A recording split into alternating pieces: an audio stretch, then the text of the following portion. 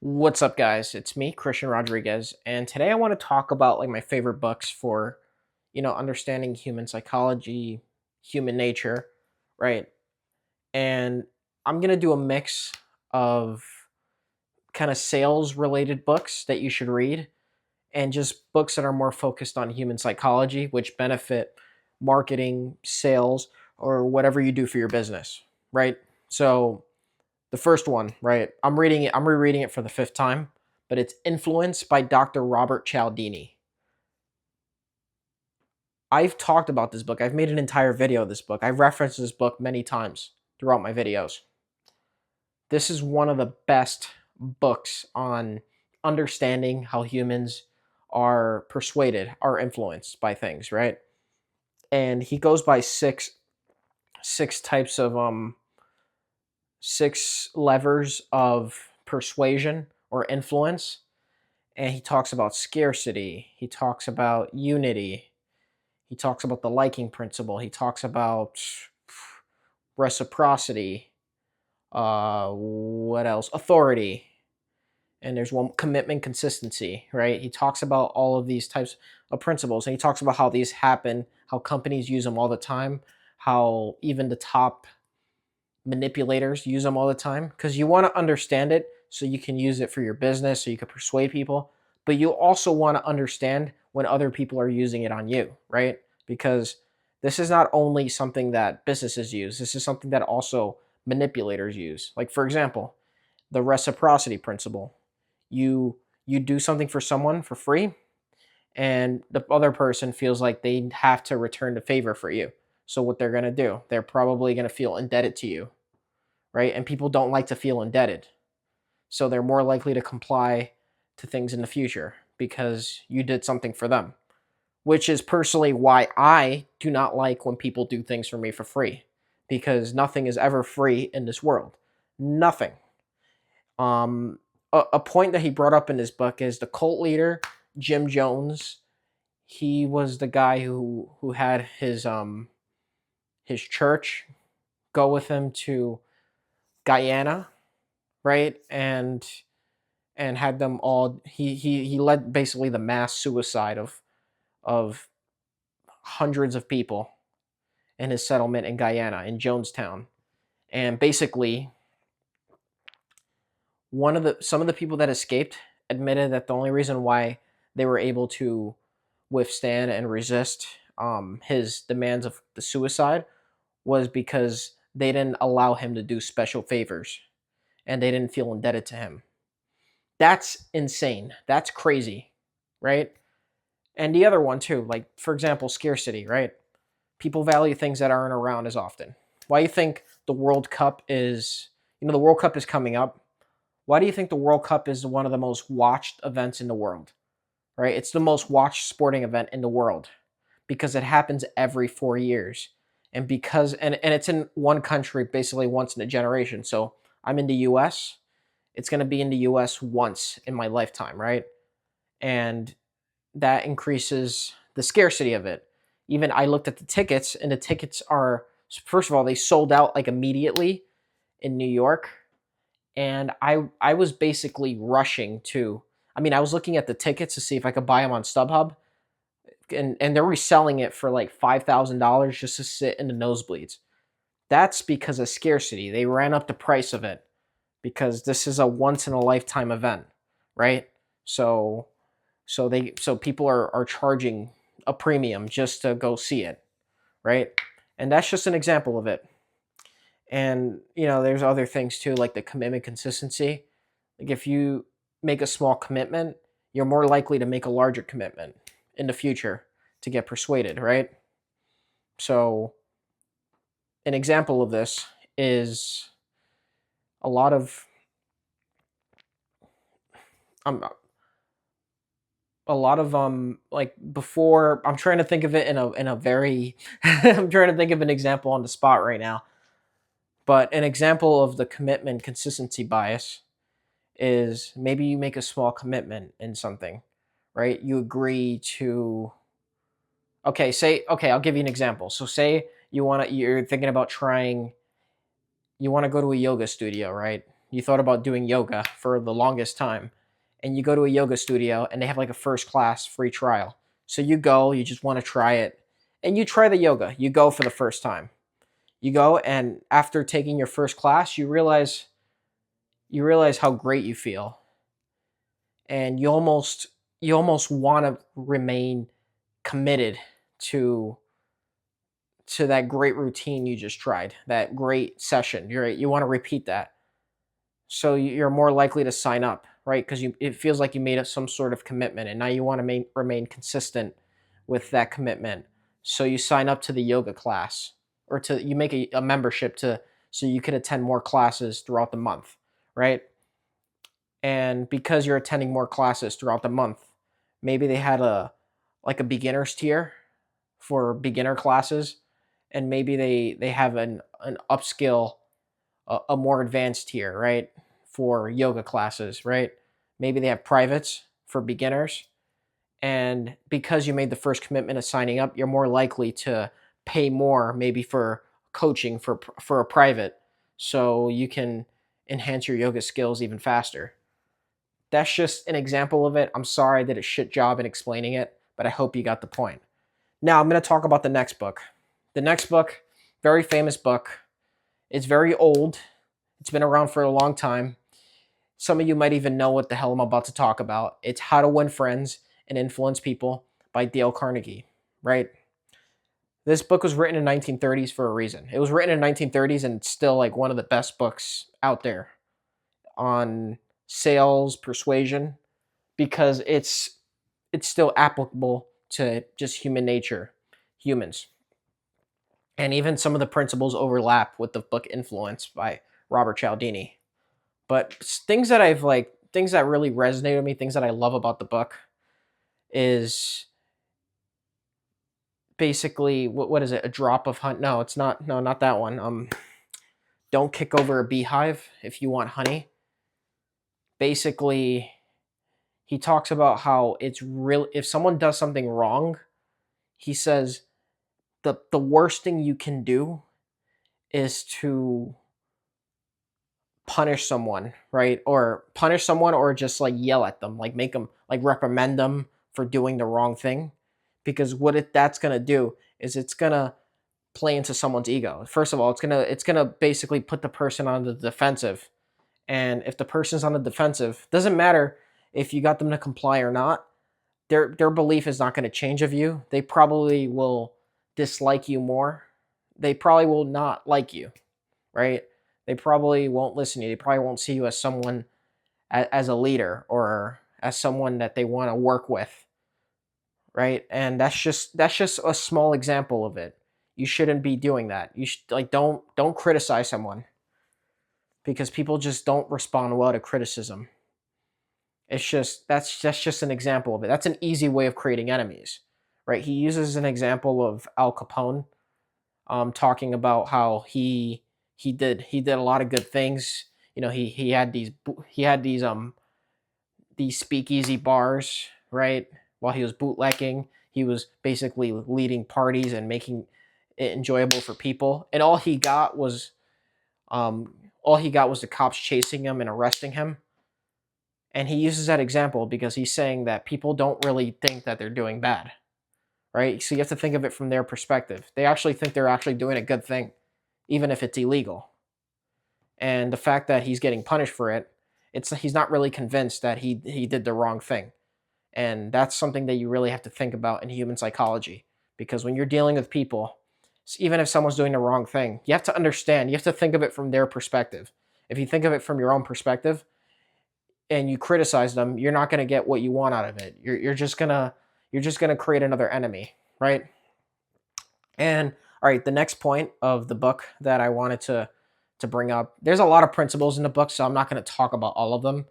Influence is very simple. This one has a lot more things to it, so it's a lot. So I'm not going to talk about it in this short video. But basically, the next point is basically giving someone a reputation to live up to, right?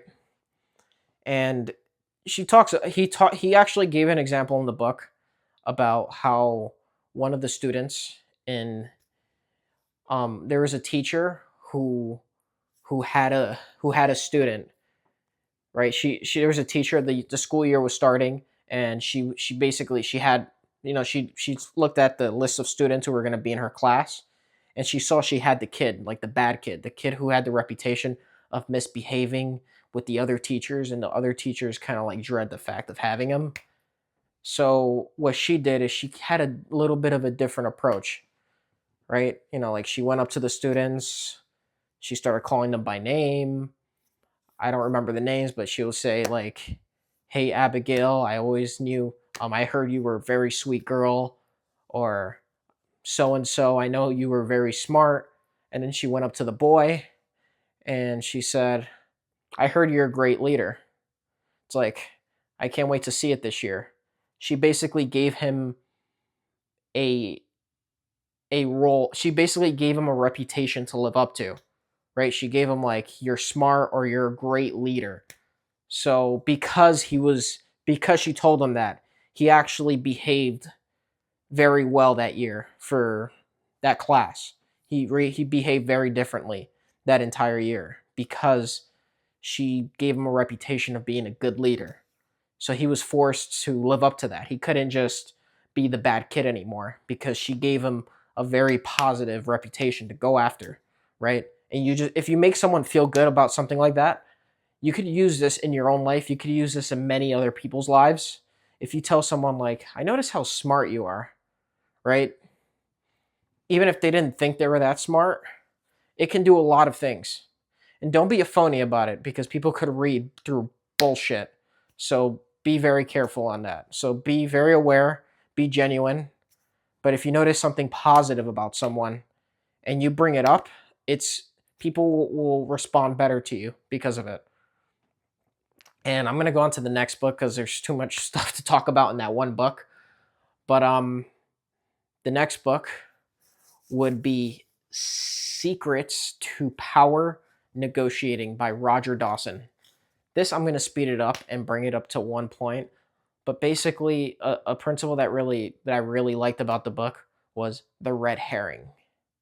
And the red herring is very useful to know because you may use it and a lot of people also use it. It's a persuasion tactic. It's kind of unethical. It's known for being unethical, but it happens often, right?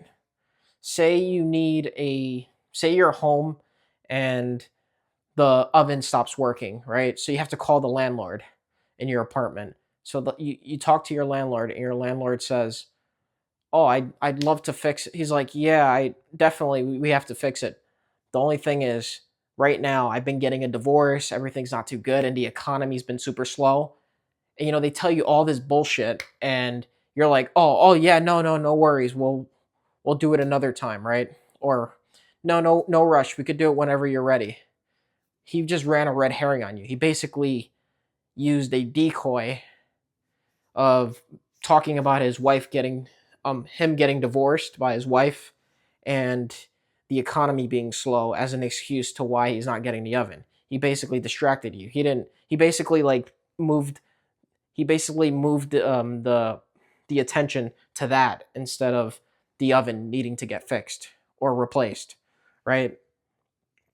So a way to handle this based on Dawson is maybe you tell him, "Are you going to fix the oven or not?" Or you bring it back. You don't even address the fact that his wife is divorcing him, right? Maybe you say, "That's unfortunate, but are you going to fix the oven? We need the oven to be fixed." Right? That's one way of dealing with that. And another principle I got from the book is a good cop, bad cop. And people understand this, right? People understand the good cop, bad cop. They've seen it in movies, and cops use it all the time. But the thing is, it's not only used with cops. It's used in sales. It's used all the time. It's used all the freaking time that you don't even realize it. You're gonna start noticing it once like you actually like think about it. But I'll give you an example of how this was used on me once. I remember I was working a door-to-door sales job selling Verizon internet to business owners, right? In in my area in New York. And I remember I went to this like auto mechanic shop, right? They wanted Verizon. I thought it was an easy sale. I was super excited. The owner was really wanted to switch, right, to buy our Verizon internet. And I thought I was gonna get the sale, the commission. I was already celebrating, super happy. Then he's like, "Yeah, we just tomorrow we got to meet with me and my business partner. We'll talk about it and change from there." So we went in. The business partner wasn't super nice. Let's just say he was kind of mean. He was talking about every reason why why they shouldn't switch, right? He was talking about that everything works fine. We don't need to change anything and stuff like that. And the other guy seemed like he was in my side, right? The original partner, it seemed like he was in my side, and the bad business partner seemed like he wasn't in my side. And I felt the pressure of seeing what I can do for them. If I can put the price down for them, if and that's part of the good cop bad cop because I felt pressure, right? I felt like the other guy, the good cop, which was the business owner, the first business owner I met, I thought he was on my side. He was reasonable. And that's the mistake that people fall for when they fall for the good cop bad cop because both cops are on their side. They're against you. They're both on their own side and you are on your side, right? Good cop bad cop kind of blurs the lines and makes you think that the other guy's reasonable because of the contrast effect, right? So you have to be very careful and be very aware of it because this is how people make concessions. This is how people make this is how people agree to terms that they shouldn't have agreed to because they they started making concessions to the good cop because they realized that the good cop is the reasonable one even though he's not. He's actually on the side of the bad cop. And they both have the same goal. They have both the same interest and you guys are competitors to each other. So just remember that in the future. And this video is getting long, so I'm gonna speed it up a little bit. But another book, a very crucial book that you need to read. Listen, you could get the concise edition. That's what I did. Is you have to read the 48 Laws of Power by Robert Greene. Now, I've read this book a few times already. It's good to know it because I think the thing that people don't understand is, you know, like you might go to a job, right?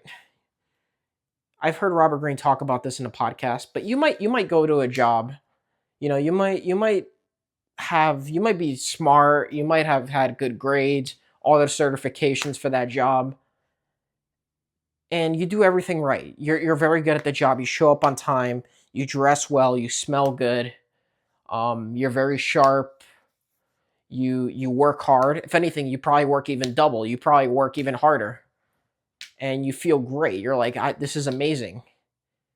And then you get fired, and you're like, what the heck? Why did I get fired? And you don't understand why you got fired. And the thing is, maybe someone didn't like that you look sharp or that you were working too hard. Maybe the boss felt like he saw you as a threat instead of as a valuable ally, as a key asset to the company. Maybe he saw you as a threat to his position. So he found an excuse to fire you. And that's the point. The point is, if you've read the first law, for example, never outshine the master, you might have outshined the master because you must have done stuff and tried really hard to impress the boss, but you ended up actually triggering his insecurities. And you have to understand this of human nature because human nature isn't logical, right? Human nature is very emotional, right? People have their fears, their insecurities, maybe their past traumas from that they still haven't had settled since childhood or whatever, maybe from a previous breakup or something. So you have to get very good at just understanding, navigating the hierarchy, navigating the world, right? Because first of all, for me, I know the 48 Laws of Power comes from It was inspired by The Prince by Machiavelli. And the thing is, right, those environments, whether it's the office, the corporate office, um, the business world, gyms, wherever you deal with people, everything is Machiavellian. There's hierarchies. There's You have to manage people's insecurities. You have to manage. You have to know what people what gets people going, right? What people actually respond to positively, what people respond to also negatively. You have to know these things.